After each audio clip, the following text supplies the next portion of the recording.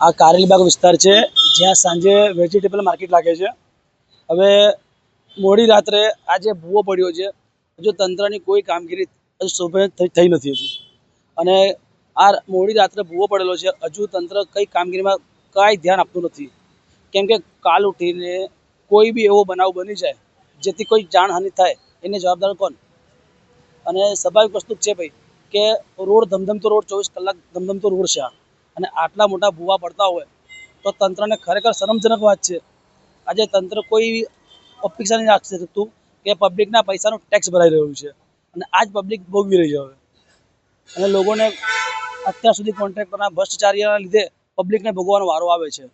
હવે વારે ઘડીએ છેલ્લા 3 વર્ષથી લગાતાર અહીંયા ભૂવા પડતા રહે છે અને તંત્રને હવે ખબર છે કે દર વર્ષે કામગીરી થાય છે। હવે આ કામગીરી તમે જો કેવી દર્શાવી છે, ત્યાં તમને ખબર પડી જશે કે કામગીરી કેવી છે કોન્ટ્રાક્ટરની।